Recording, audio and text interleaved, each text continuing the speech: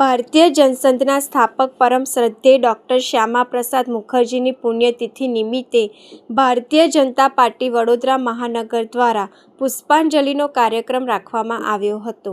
વડોદરા મહાનગરના દરેક વોર્ડના કોર્પોરેટર તેમજ મહામંત્રી તેમજ રાવપુરા વિધાનસભાના દંડક બાલકૃષ્ણ શુક્લ તેમજ વડોદરા શહેર પ્રમુખ ડૉક્ટર જયપ્રકાશ સોની ઉપસ્થિત રહ્યા હતા. આજે જનસંઘના સ્થાપક અધ્યક્ષ એવા ડૉક્ટર શ્યામા પ્રસાદ મુખર્જી એમનો બલિદાન દિવસ છે. ભારતીય જનતા પાર્ટીના મુખ્ય જે 6 વર્ષના બૂથ લેવલના કાર્યક્રમો છે એમાંનો આ કાર્યક્રમ બલિદાન દિવસ છે. ડૉક્ટર શ્યામા પ્રસાદ મુખર્જીએ ભારતની સંસ્કૃતિ, એકતા અને અખંડિતતા માટે એમનું બલિદાન આપ્યું હતું. એટલા માટે દર વર્ષે ભારતીય જનતા પાર્ટીના કાર્યકર્તાઓને બલિદાન દિવસ તરીકે ઉજવે છે. ડૉક્ટર શ્યામા પ્રસાદ મુખર્જીની 6 જુલાઈથી 125મી જન્મજયંતિ શરૂ થઈ રહી છે. એ નિમિત્તે 23 જૂનથી લઈને 6 જુલાઈ સુધી ડૉક્ટર શ્યામા પ્રસાદ મુખર્જી સ્મૃતિ પખવાડિયા તરીકે અમે ઉજવવાનું નક્કી કર્યું છે. અનેકવિધ કાર્યક્રમોનું આયોજન કરીને એમની જે પ્રતિભા છે એ સૌની સમક્ષ આવે એના માટેના કાર્યક્રમો આયોજિત થવાના છે. પોર્ટર એપના ચાલકોનો આંદોલનનો શંખનાદ. કંપનીએ આપ્યું 15 દિવસનું અલ્ટિમેટમ. વડોદરામાં પોર્ટર ઓનલાઈન લોજિસ્ટિક્સ કંપની સાથે જોડાયેલા ટેમ્પો ચાલકોએ કંપનીની વિરોધી નીતિઓ સામે મોરચો માંડ્યો છે. ચાલકોના પ્રતિનિધિ ભવિનભાઈના જણાવ્યા અનુસાર ઈંધણના વધતા ભાવ સામે કંપની ડ્રાઈવરોને લઘુત્તમ માત્ર ₹235 ભાડું આપે છે, જેનાથી ઘર ચલાવવું કે ગાડીના ₹17,000ના હપ્તા ભરવા અશક્ય બન્યા છે. હાલ આ વિરોધમાં 60થી 70 ગાડીઓ જોડાઈ છે. ચાલકોએ પ્રશ્નોના નિરાકરણ માટે કંપનીને 10થી 15 દિવસનો સમય આપ્યો છે. જો યોગ્ય નિર્ણય નહીં લેવાય તો 200થી 300 વાહનોના આઈડી ઓફલાઈન કરી સામૂહિક હડતાલ પાડવાની ઉગ્ર ચીમકી આપવામાં આવી છે. મિનિમમ અત્યારે અમારા ગ્રુપની અંદર 60થી 70 ગાડીઓ અવેલેબલ છે અહીંયા આગળ.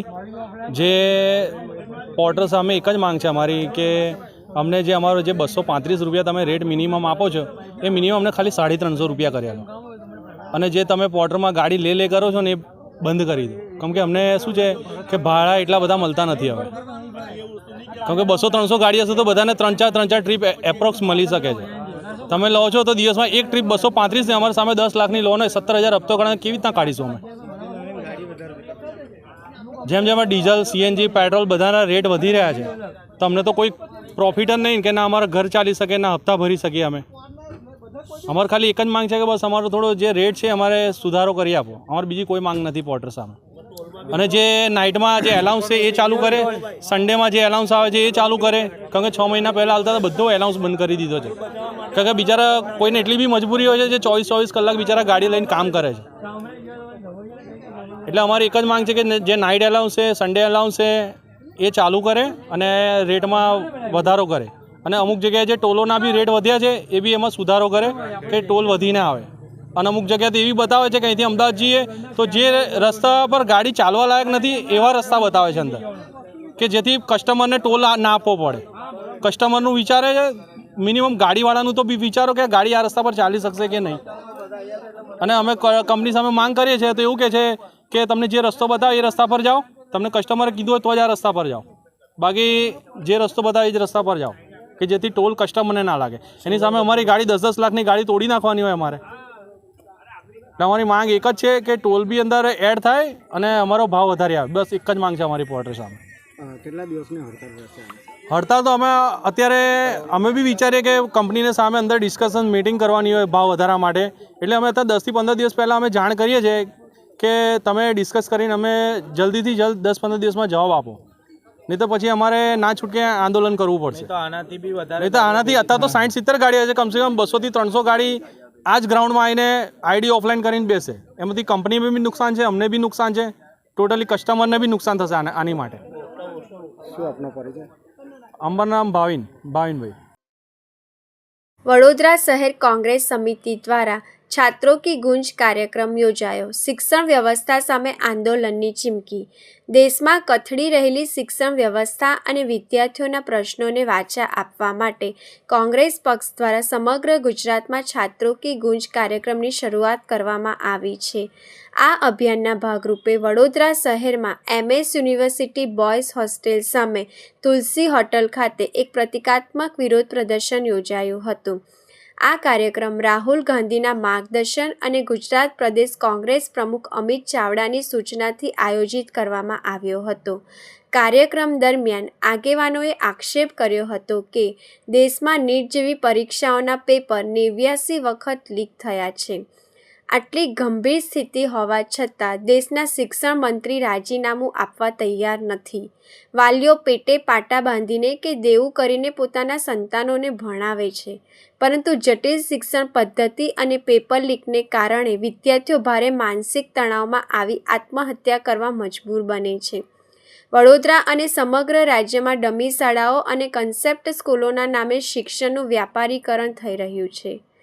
આ વિરોધ પ્રદર્શનમાં મોટી સંખ્યામાં વિદ્યાર્થીઓ, NSUIના પ્રમુખ અમર વાઘેલા અને પ્રદેશ ઉપપ્રમુખ ભીખાભાઈ રબારી સહિતના આગેવાનો ઉપસ્થિત રહ્યા હતા। આગામી દિવસોમાં વિદ્યાર્થીઓના હિત માટે વડોદરા શહેરના અલગ અલગ વિસ્તારોના 4 રસ્તાઓ પર આ આંદોલન વધુ ઉગ્ર બનાવવામાં આવશે। વધુમાં કોંગ્રેસ સમિતિના પ્રમુખ ઋતિક જોશીએ જણાવ્યું હતું કે ભારત દેશમાં જે રીતે જે આખું એજ્યુકેશન સિસ્ટમ છે એ દિવસે દિવસે જે કોલેપ્સ થઈ રહી છે એના વિરોધમાં અને વિદ્યાર્થીઓને યુવાનોમાં જનજાગૃતતા લાવવાના ભાગરૂપે અમારા નેતા રાહુલજી ગાંધીના માર્ગદર્શન અને ગુજરાત પ્રદેશ કોંગ્રેસ પ્રમુખ અમિત ચાવડા સાહેબની સૂચનાથી આખા ગુજરાતમાં જે છાત્રો કી ગુંજ કાર્યક્રમ કરવાનો છે એના ભાગરૂપે વડોદરા શહેરમાં આજે અહીંયા MS યુનિવર્સિટી બોયઝ હોસ્ટેલની સામે તુલસી હોટલ ખાતે અમે એક સિમ્બોલિક કાર્યક્રમ રાખ્યો છે, જેમાં યુનિવર્સિટીના અલગ અલગ યુનિવર્સિટીના વિદ્યાર્થીઓ આવ્યા છે અને એમના જે પ્રશ્નો છે અને અત્યારની જે શિક્ષણની પદ્ધતિ છે એને આ લોકો કેવી રીતે સમજે છે, અત્યારના વિદ્યાર્થીઓને શું સમસ્યા થાય છે। કારણ કે આપણે જોઈ રહ્યા છીએ જે રીતે આજે કોઈ પણ મા બાપ હોય પોતાના દીકરા કે દીકરીને ભણાવવા માટે પેટે પાટા બાંધે, માથે દેવું કરીને એમના છોકરાને એમને ડૉક્ટર બનાવવાનો, કોઈને એન્જિનિયર, કોઈને વકીલ, કોઈને ચાર્ટર્ડ એકાઉન્ટન્ટ, ત્યારે આ જે એજ્યુકેશન સિસ્ટમ એટલી અટપટી થઈ ગઈ છે કે બાળકોને જે માનસિક તણાવ, કારણ કે જે રીતે તમે જુઓ કે નીટના પેપર 89 વખત લીક થાય અને તે છતાં આ દેશના જે શિક્ષણ મંત્રી છે એ લાજવાની બદલે ગાજી રહ્યા છે। એમનું રાજીનામું કોંગ્રેસ પાર્ટીએ માંગ્યું, તે છતાં ના પ્રધાનમંત્રી બોલે છે કે ના શિક્ષણ મંત્રી બોલે છે। એવી રીતે ગુજરાતમાં પણ તમે જુઓ કે જે રીતે શિક્ષણની ઠાઠેડો ખુલી ગઈ છે, આજે નફા કમાવાની દુકાનો લોકો ખોલીને બેઠા છે। વડોદરા શહેરમાં પણ આવનારા દિવસમાં આજે શિક્ષણના નામે દુકાનો ચલાવી રહ્યા છે, એ કન્સેપ્ટ સ્કૂલો હોય કે ડમી સ્કૂલો, એ બાબતે કોંગ્રેસ પાર્ટી આંદોલન કરશે।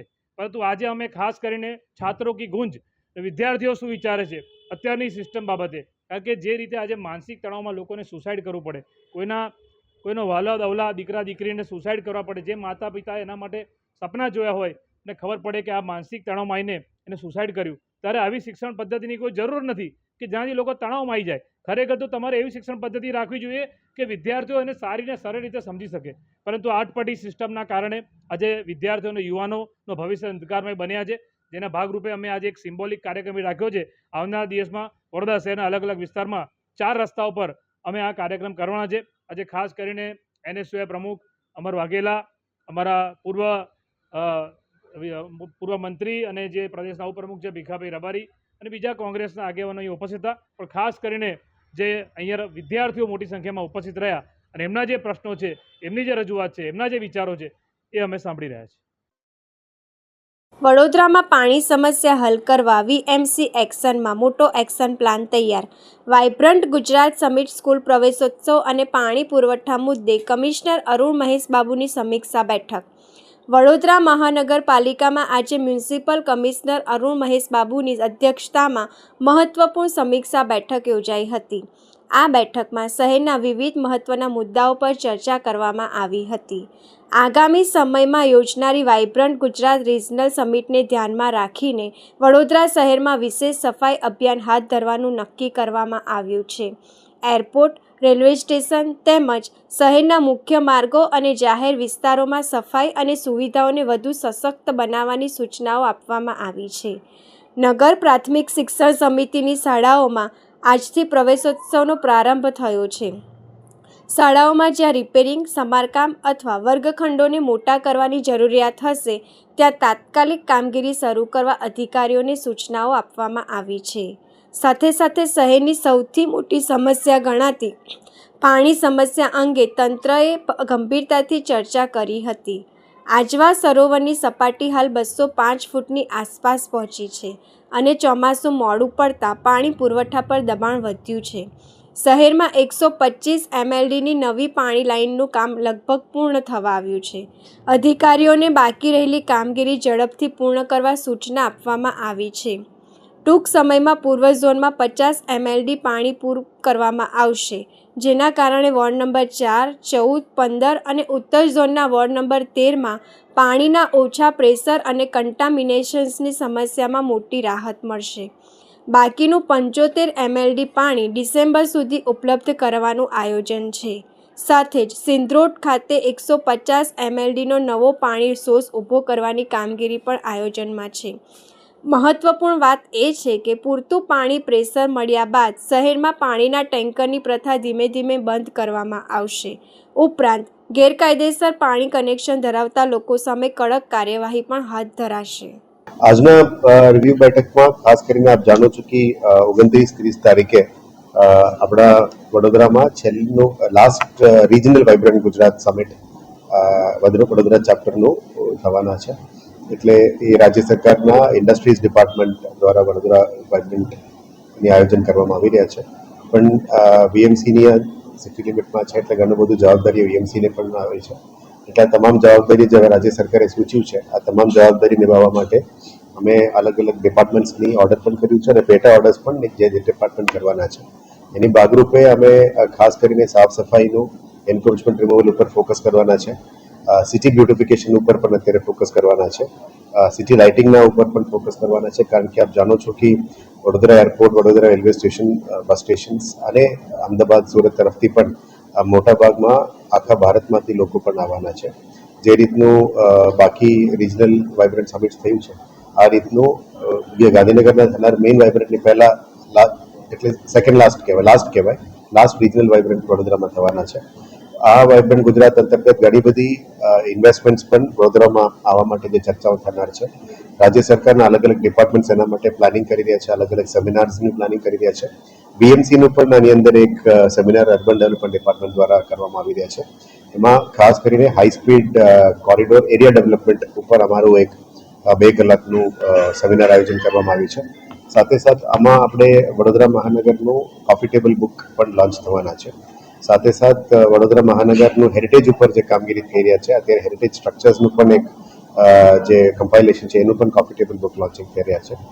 2 કલાકનું ચર્ચા વિમર્શ માટે વડોદરાની અંદર ટ્રાન્સપોર્ટેશન કેવી રીતે ઇમ્પ્રૂવ કરવી, લોજિસ્ટિક્સ કેવી રીતે ઇમ્પ્રૂવ કરવી, હાઈ સ્પીડ રેલ કોરિડોરની આજુબાજુના એરિયાની ડેવલપમેન્ટ કેવી રીતે કરવી, આ બધા ઉપર ચર્ચા પરામર્શ થવાના છે.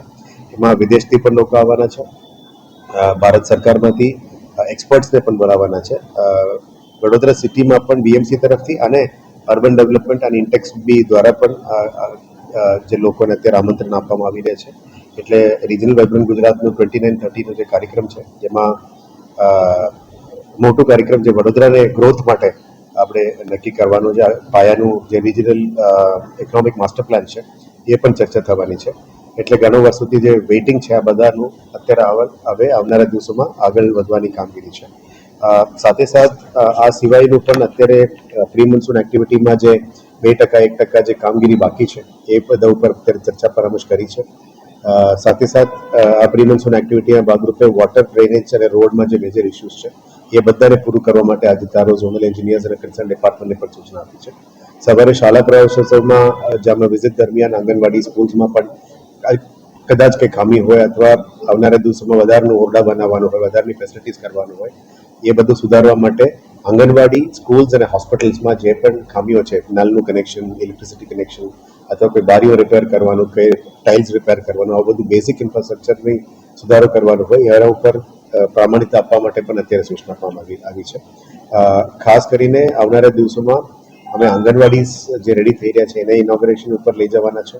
સાથે સાથે બ્રિજ ડેવલપમેન્ટની અંદર અંડર બ્રિજ ડેવલપમેન્ટ છે એ પણ લઈ જવાના છે. એક ટૂંકા સમયમાં અમારે એક લાઇબ્રેરી પણ રેડી થઈ રહ્યા છે, એનું પણ ટૂંકા સમયમાં પ્રગતિ ઉપર લઈશું. આવા નાના નાના જે કામો છે જે મેજર સિટીની ગ્રોથ માટે મદદ કરી એ બધું રિવ્યૂ કરીશું.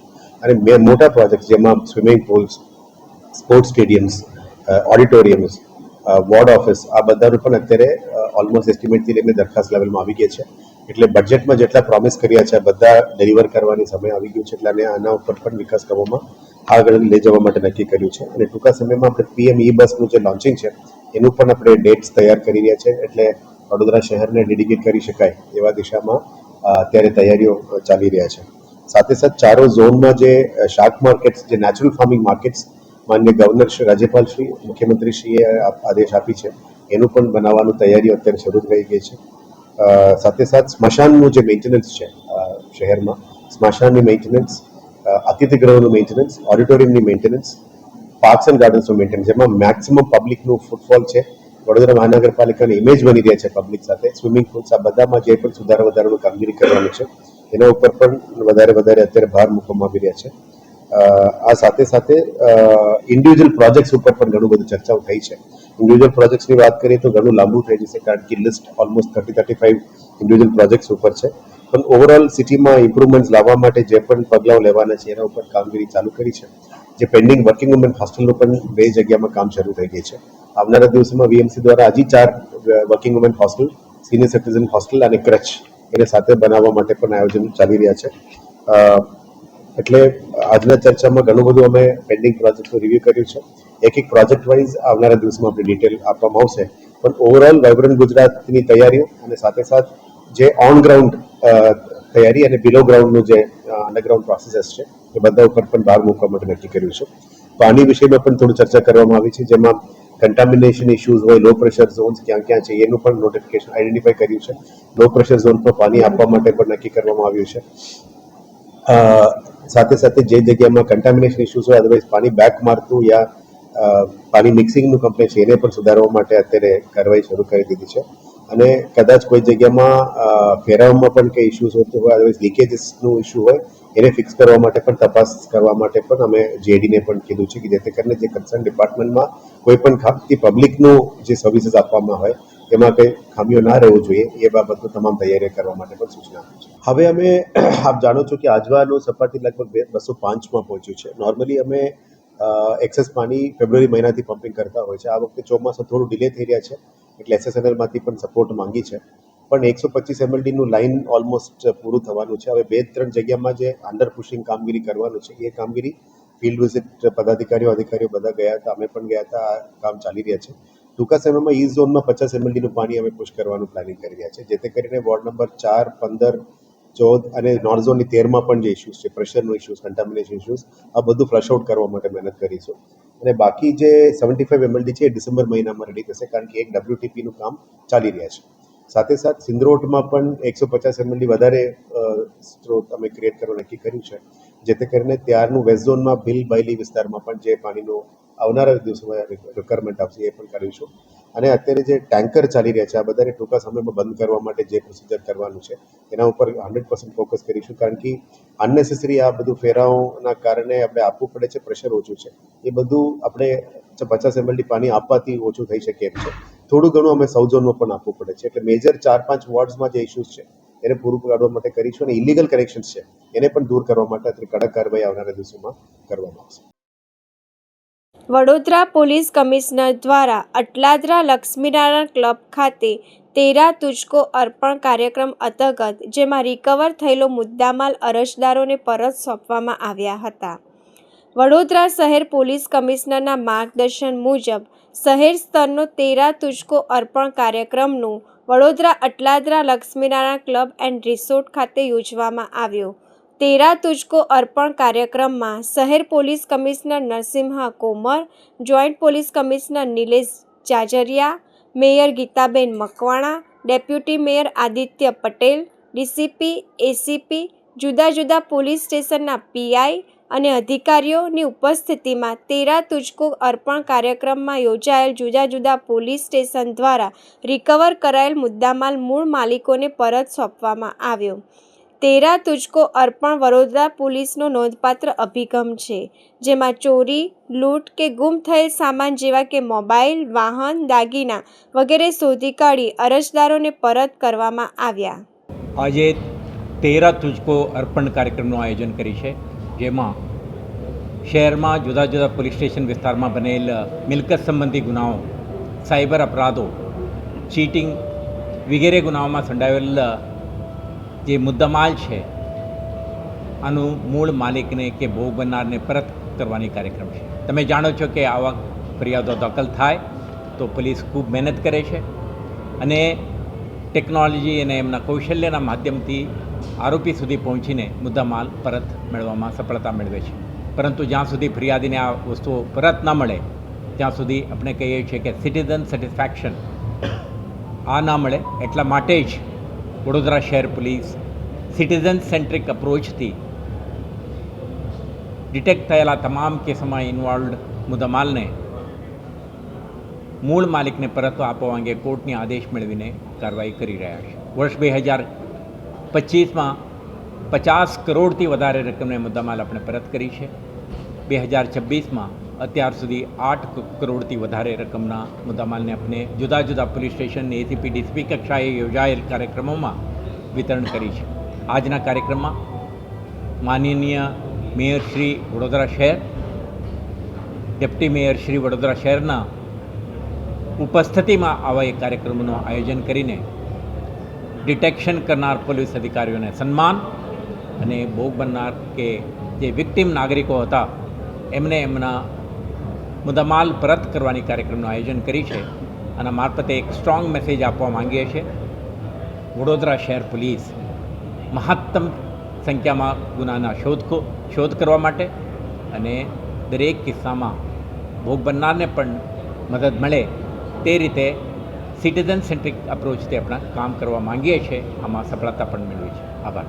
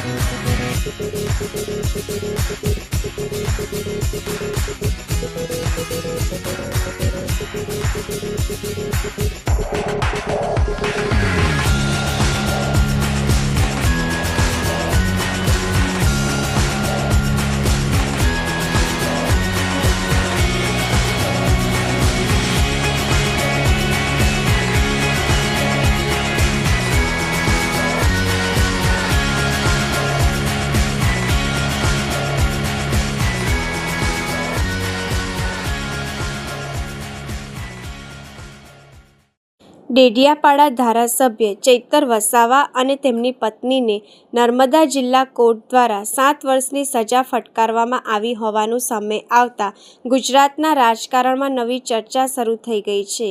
વર્ષ 2023 દરમિયાન વન વિભાગના એક કર્મચારીને ઘરે બોલાવી મારવાના કેસમાં કોર્ટ દ્વારા આ સજા સંભળાવવામાં આવી હોવાનું જાણવા મળ્યું છે. આ સજા ભોગવવા માટે સુરક્ષાના કારણોસર ચુસ્ત પોલીસ બંદોબસ્ત વચ્ચે ચૈતર વસાવાને વડોદરા સેન્ટ્રલ જેલ લાવવામાં આવ્યા છે. કેસની વિગતો મુજબ નવેમ્બર 2023 દરમિયાન ડેડિયાપાડા વિસ્તારમાં વન વિભાગની જમીન અને તેની કામગીરીને લઈને વિવાદ સર્જાયો હતો. ઘટનાક્રમ દરમિયાન વન વિભાગના અધિકારીઓ અને કર્મચારીઓ સાથે અથડામણ થઈ હતી. ફરિયાદમાં આક્ષેપ કરવામાં આવ્યો હતો કે ચૈતર વસાવા અને અન્ય આરોપીઓએ ફરજ પર રહેલા ફોરેસ્ટ અધિકારીઓને પોતાના નિવાસસ્થાને બોલાવી તેમની સાથે મારપીટ કરી હતી તેમજ સરકારી કામગીરીમાં અવરોધ ઊભો કર્યો હતો. ઘટના બાદ વન વિભાગના અધિકારીઓએ પોલીસ ફરિયાદ નોંધાવી હતી, જેના આધારે વિવિધ કલમો હેઠળ ગુનો દાખલ કરવામાં આવ્યો હતો. ચૈતર વસાવા ગુજરાતમાં આમ આદમી પાર્ટીના પ્રભાવશાળી આદિવાસી નેતા તરીકે ઓળખાય છે. ખાસ કરીને નર્મદા અને આસપાસના આદિવાસી વિસ્તારોમાં તેમનો નોંધપાત્ર રાજકીય આધાર રહ્યો છે. આવી સ્થિતિમાં સેશન્સ કોર્ટનો આ ચુકાદો માત્ર કાનૂની નહીં પરંતુ રાજકીય રીતે પણ મહત્વપૂર્ણ માનવામાં આવી રહ્યો છે. ચુકાદા બાદ રાજ્યના રાજકીય વર્તુળોમાં વિવિધ પ્રતિક્રિયાઓ સામે આવી રહી છે. કાનૂની નિષ્ણાંતોના મતે સેશન્સ કોર્ટના ચુકાદા સામે હાઈકોર્ટમાં અપીલ કરવાનો માર્ગ ખુલ્લો રહે છે. હવે આરોપી પક્ષ ઉચ્ચ અદાલતમાં રાહત મેળવવા માટે અપીલ કરે છે કે નહીં તેના પર સૌની નજર રહેશે. કેટલાક કાનૂની જાણકારોના મતે સજા અને દોષિત ઠરાવવાના આદેશ સામે હાઈકોર્ટમાં પડકાર રજૂ થઈ શકે છે.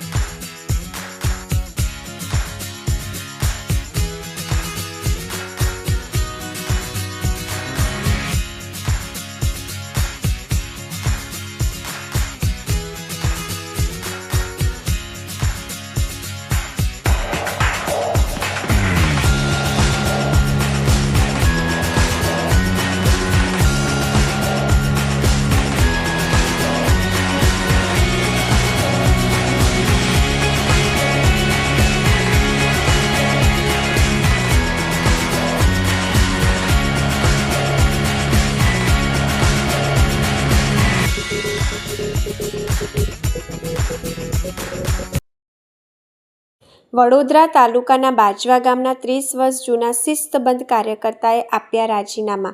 વડોદરા તાલુકામાં ભાજપના ભંગાણ. વડોદરા તાલુકાના બાજવા ગામના 30 વર્ષ જૂના કાર્યકર્તા પાર્ટીથી નારાજ થઈને આજ રોજ જિલ્લા પ્રમુખને રાજીનામું આપ્યું હતું.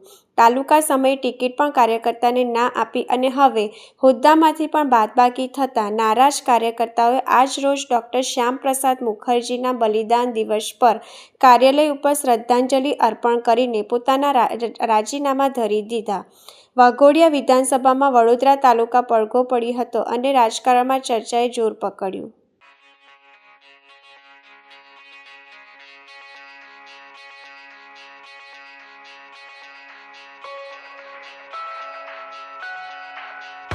વડોદરા જિલ્લા અને તાલુકાના હોદ્દાનું લિસ્ટ બહાર પડતા બાજવા ગામમાં જે જૂના કાર્યકર્તા છે 20 થી 25 વર્ષથી જે ભારતીય જનતા પાર્ટી માટે કામ કરતા હતા નિસ્વાર્થ ભાવે, એમની સાથે અન્યાય થયો હતો. ત્યારે આજે જિલ્લા પંચાયત કમલમની ઓફિસમાં જ્યારે બ્રહ્મભટ્ટ સાહેબને મળવા આવ્યા ત્યારે યોગ્ય ઉત્તર ના મળતા તમામ લોકો જે 7 જણા હતા, જે 25-30 વર્ષથી જે ભારતીય જનતા પાર્ટી સાથે જોડાયેલા હતા, તમામ લોકોએ રાજીનામા ધરી દીધા હતા અને હવે ભારતીય જનતા પાર્ટી તમામ લોકોનો અમારો કોઈ પણ ભારતીય જનતા પાર્ટી અમારો કોઈ પણ સંબંધ છે નહીં. અમે અમારું કામ કરીશું, રાષ્ટ્રવાદી કામ કરીશું. ભારતીય જનતા પાર્ટી જોડાયેલા નથી અમે, અને અમે દરેક જણાએ રાજીનામું પ્રમુખ સાહેબને ધરી દીધું.